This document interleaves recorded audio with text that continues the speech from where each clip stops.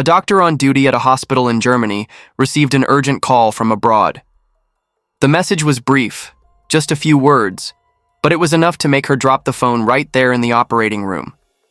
Her daughter, once the greatest source of pride in her life, was now in critical condition from a drug overdose at a hospital all the way in Moldova.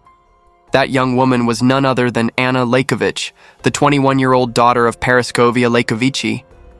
Anna, a medical student living alone in Moldova, had a long history of reckless behavior. Since childhood, she had been known for her free-spirited nature, often drinking, and more than once involved with drugs, including multiple incidents of overdose.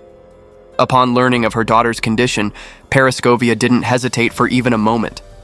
She completed her surgery, left the hospital, and caught the next flight to Moldova. The moment she arrived, she rushed to Anna's home, heart pounding with fear and guilt, consumed by all the terrifying possibilities of what could have happened to the daughter she loved so deeply. To understand why Parascovia reacted with such panic, we need to go back to her past.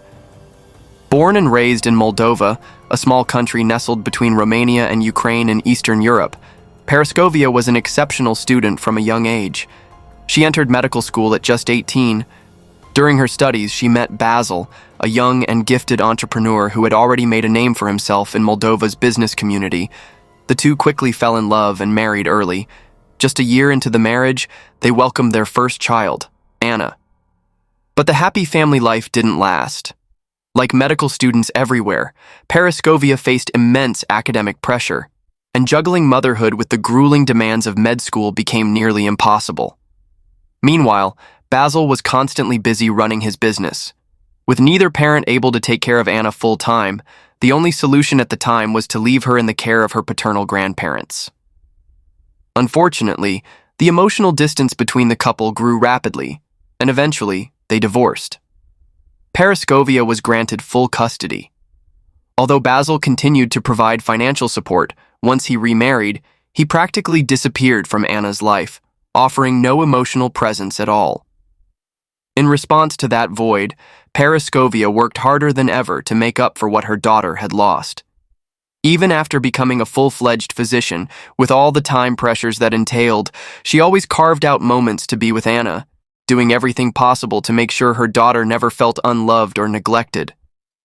Thanks to that consistent care, Anna grew up stable and confident. She became her mother's pride and joy. Despite the divorce, she seemed to navigate her teenage years without any major trauma. In fact, after graduating high school, she chose to follow in her mother's footsteps and study medicine. As she matured, Anna showed intelligence and a quick mind for learning. Occasionally, she was seen partying and drinking with friends, but her mother dismissed it as typical youthful behavior, nothing to worry about. What Parascovia didn't anticipate, however, was that the real challenge wasn't just emotional support, it was financial. Covering the high cost of medical school and Anna's living expenses in Moldova became one of the greatest burdens she had to shoulder. Just as she was struggling to find a solution to her financial problems, an unexpected opportunity appeared. During a routine workday, the hospital in Germany offered Parascovia a long-term contract with a compensation package 10 times higher than what she was earning at her current hospital in Moldova. The proposal thrilled her, but it also raised serious concerns about her daughter's future. Not wanting to make a hasty decision, Parascovia sat down with Anna and laid out two clear options: either move to Germany with her and restart college from the beginning, or stay in Moldova and continue her current medical program. Anna, now an adult, chose the latter. In the end, her mother prepared for the move to Germany, while Anna began looking for her own apartment to live independently. That period of living alone marked a turning point. Anna started paying much more attention to her appearance. In truth, she had always been attractive, with naturally striking features.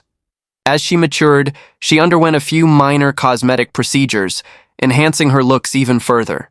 Soon, Anna began posting photos of herself on social media, using it as an outlet for self-expression and confidence. One day, almost by accident, one of her posts went viral, drawing hundreds of thousands of likes and sparking widespread attention. She enjoyed the rush of attention and began posting more frequently. Her Instagram following skyrocketed, She shared glamorous shopping photos from Paris and Milan, bikini selfies showing off her toned figure, and shots that looked straight out of a fashion magazine. When her account surpassed 10,000 followers, she became known as the stunning medical student with a trendy, modern lifestyle. But behind the glamour of Anna's Instagram life, her mother Parascovia was quietly working long, grueling hours in Germany to financially support her daughter. Worried that growing up without a father figure might leave emotional scars, Parascovia never hesitated to spend generously. Thanks to her support, Anna lived more comfortably than most of her peers. Eventually, once she was settled in Germany, Parascovia even bought Anna a luxury apartment in Moldova as a gift. Each time she scrolled through her daughter's Instagram feed, Parascovia felt reassured. The stylish clothes, smiling selfies, and apparent joy convinced her that Anna was living a full and happy life, perhaps even better than the one she herself had ever known. What she didn't know was what was really going on behind those perfectly curated photos. In reality, since her mother moved to Germany and she began living alone, Anna had full control over her life, and that freedom quickly spiraled into recklessness. She frequently hosted parties, drinking heavily with friends at home, and when alcohol no longer gave her the thrill she sought, she turned to drugs. It wasn't long before all-night parties and indiscriminate sexual encounters became part of her routine. That's what led to the hospital call. When Anna was rushed to the ER, it had been nearly 3 years since she and her mother had last lived under the same roof. Outwardly, Anna seemed to be thriving, but in truth, she had been slipping deeper into a destructive lifestyle. Still, when Parascovia received that call from the hospital, she had absolutely no idea what her daughter's life had become. As soon as she got the call, Parascovia didn't allow herself even a moment of hesitation. Before heading to Moldova, she had only one thought in mind. She had to bring Anna back to Germany and get her into rehab as soon as possible. She immediately reached out to her professional contacts in the medical field to find the best treatment center available. The only thing left was convincing her daughter to return. Fueled by that determination, Parascovia went straight to Anna's apartment and walked in. A thick cloud of marijuana hit her the moment the door opened, making it hard to breathe. The place was a mess, clothes scattered across the floor, liquor bottles everywhere, and a damp, foul-smelling atmosphere. On the couch, Anna lay passed out, looking completely drained. On the coffee table across from her sat a half-empty bottle of liquor and traces of white powder that hadn't been cleaned up. Parascovia rushed over, knelt down beside her daughter, and grabbed her by the shoulders, gently but firmly shaking her awake. Anna's reaction was deeply concerning. She barely opened her eyes despite several attempts to wake her. Clearly intoxicated, she seemed to register her mother's presence but struggled even to stand. When she tried, she staggered and nearly collapsed. Seeing her pale face and frail body, Parascovia instantly understood how far her daughter's health had deteriorated. Holding Anna by the shoulders, she softly pleaded with her. If she kept living this way, her body wouldn't last. She explained that she had already found a top-tier rehab center and begged Anna to come back with her. But what happened next shook Parascovia to her core. Instead of calming down, Anna exploded with rage. She screamed that she didn't need help, shoved her mother away, and began thrashing in a state of panic. High and emotionally unstable, she cried uncontrollably, yelling that it was all her mother's fault. As her emotions spiraled, she kept shouting that Parascovia had been absent all those years, and now, suddenly, was trying to control her life. The meltdown escalated even further. In a sudden burst of fury, Anna sprang up and ran to the kitchen. Without a second thought, she yanked open a drawer, pulled out a knife, and came charging back. Parascovia, following closely behind, barely had time to react before her daughter lunged at her with the blade. The first stab landed, then another, and another. Dozens more followed in a frenzied, uncontrollable attack. Blood quickly spread across the floor as Parascovia collapsed on the spot, unable to fight back. But Anna didn't stop. She climbed on top of her mother's body and began stabbing her in the abdomen. Parascovia screamed in agony, but Anna, without a moment's hesitation, kept going. With surgical precision, Anna slashed deep into the wound, then reached inside with her bare hands. As a medical student, she knew exactly where to find the heart, and she pulled it out from her mother's chest with her own hands. She then removed the lungs and other internal organs, cutting them into small pieces with the same knife. Once the area around her was littered with torn flesh, Anna calmly gathered the parts and tossed them into the trash can, as if disposing of leftovers. Then, she walked into the bathroom, rinsed the blood from her skin, and within 5 minutes, was seated at her vanity, humming a soft tune and applying lipstick, like nothing had happened. Shortly after, she left the apartment to meet her boyfriend. She acted completely normal. The two of them enjoyed champagne, had dinner, and chatted happily throughout their date. And as the evening came to a quiet close, in the middle of a casual conversation, Anna leaned in and calmly said, "I just killed my mother." At first, Anna's boyfriend thought she was just joking, but as soon as he saw the cold look in her eyes and realized her tone was completely serious, a chill ran down his spine. Not wanting to escalate the situation, he gently told her not to say things like that and tried to remain calm in order to defuse the tension. A few hours later, around 9:30 p.m., Anna, already drunk, had fallen asleep at his place. Seizing the opportunity, he quietly took the keys to her apartment from the pocket of her coat. One thought consumed his mind. What if she wasn't joking? He needed to see for himself. Unable to sit still any longer, he rushed to Anna's apartment, heart pounding the entire way. The moment he opened the door, he was struck by a horrific scene. Blood splattered across the kitchen floor, the body missing, and only internal organs scattered across the ground. Struggling to stay composed, he pulled out his phone and called the police. By 10 p.m., officers arrived at the scene, and even the most seasoned among them had to look away from the gruesome sight. They listened carefully as the boyfriend recounted what he had been told, but it was hard to believe that a young woman could have done something so brutal to her own mother.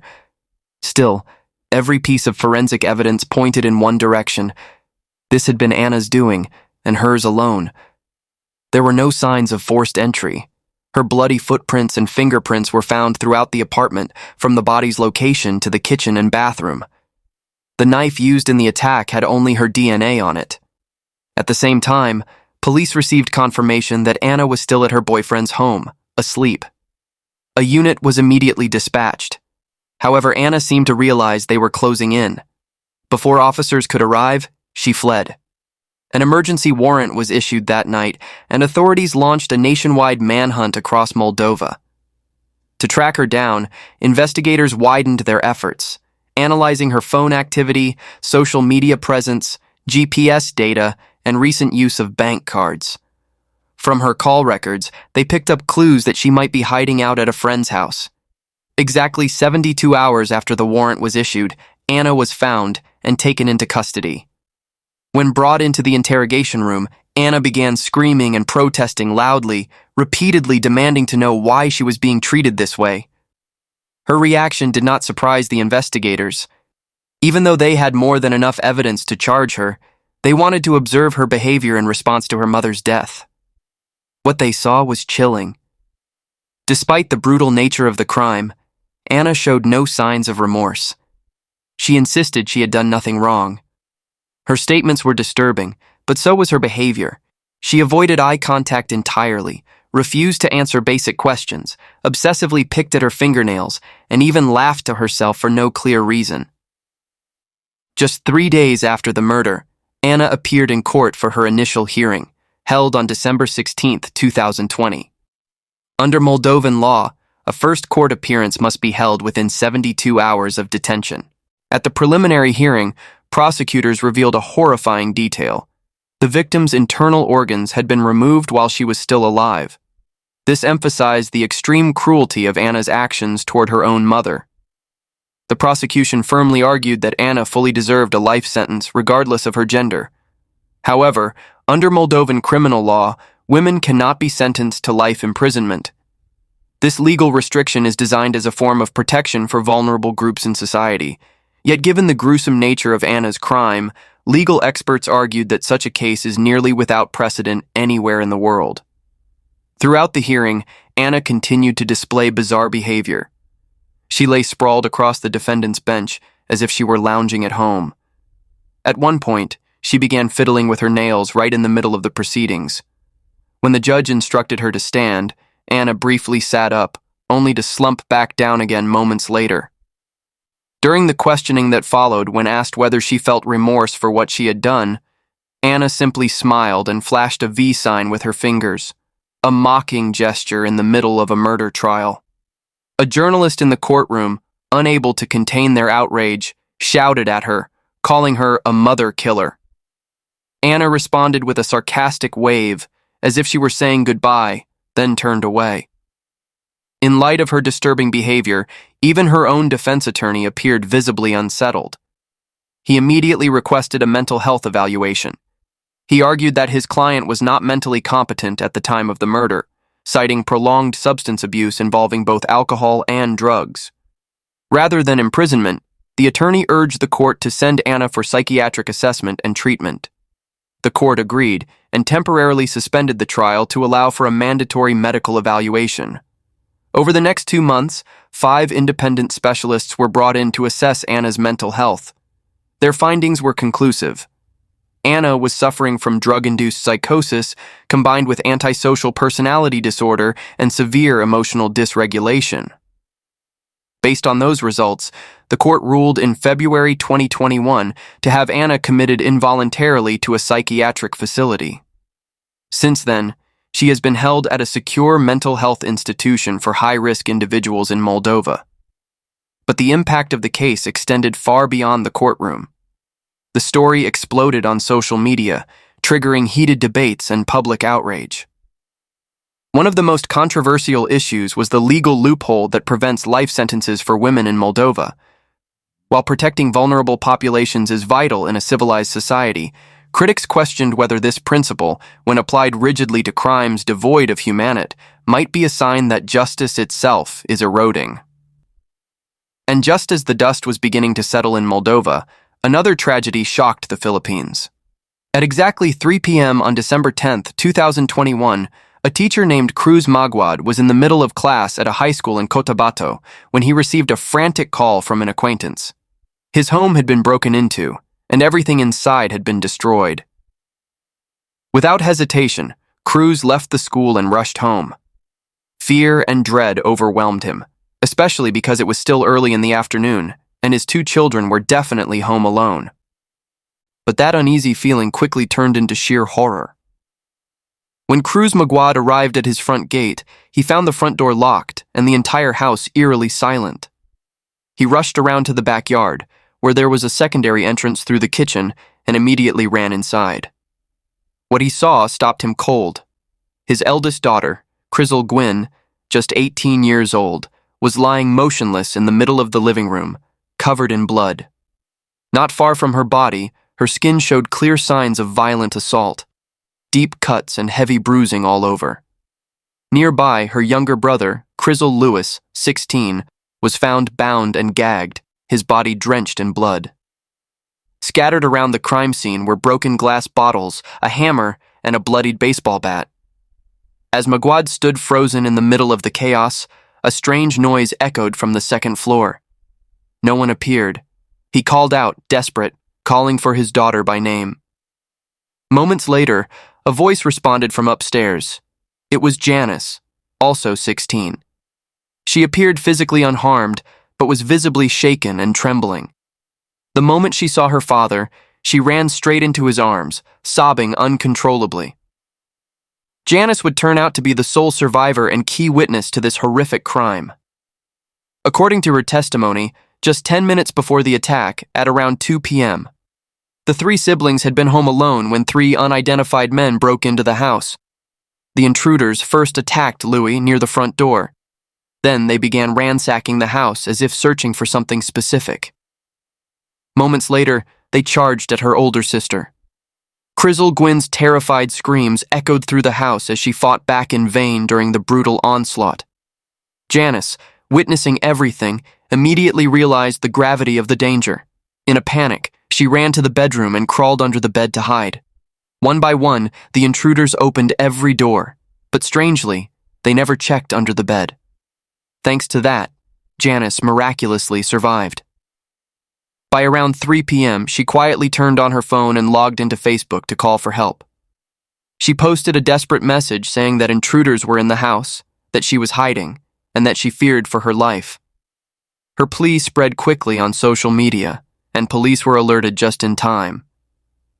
Almost simultaneously with the police being notified, Janice's father arrived at the house, just minutes before law enforcement. After securing the scene, investigators immediately began questioning the surviving witness. Janice explained that the 3 intruders appeared to be searching for valuables, as every drawer, bookshelf, and hidden corner of the house had been turned upside down. But what raised immediate red flags for police was this. Only one item was missing: Gwen's cell phone. The sheer brutality of the attack, combined with the fact that nothing else was stolen, led detectives to suspect that this was not a robbery, but rather a targeted, premeditated murder. As investigators dug deeper, the evidence began to support their initial suspicions. A formal investigation was launched. At the crime scene, police discovered a disturbing detail. The perpetrators had showered in the home after committing the murders. In the laundry room, investigators found signs that underwear and pants had been changed. All the clues led to an even more shocking revelation. After the killings, the suspects had taken time to clean themselves, stuffed the bloodied clothing into a plastic bag, and threw it into a nearby river. Fortunately, the bag got caught on a tree branch near the riverbank and didn't drift too far, allowing authorities to recover critical physical evidence. Amid rising public outrage, the brutal murder of the Magwad siblings quickly became a national media sensation in the Philippines. The government responded by forming a special investigative task force and bringing in criminal profiling experts. A significant monetary reward was also offered to encourage citizens to come forward with tips. Thanks to these swift actions, public interest surged. On social media, the hashtag #Justice for Magwad's siblings began trending nationwide as thousands of users shared details of the case and theories about who might be behind such a heinous crime. As speculation grew, one name drew the most attention: Janice, the sole survivor of the massacre. Suspicion intensified when it was revealed that Janice was adopted and not biologically related to Gwen and Louis Magwad, the biological children of Cruz Magwad and his wife. Janice came from a troubled background. She lost both parents at a young age and grew up without family support or stability. In her early teens, she worked as a babysitter for relatives of the Magwad family. That's how she gradually got to know and bond with the household. Because she was close in age to Gwen, the 2 girls quickly became friends. They often made TikTok videos together and bonded over shared teenage experiences and interests. Through this connection, Janice became a familiar and trusted presence in the Magwad home. One day, during a casual conversation with their daughter, Cruz and his wife learned about Janice's difficult circumstances. A bright student, working to support herself entirely on her own at such a young age, moved them deeply. Out of compassion, they initially decided to support her financially for a period of time. Over time, the bond between Janice and the family grew stronger. In July 2021, just 5 months before the murders, the Magwads made the decision to legally adopt her.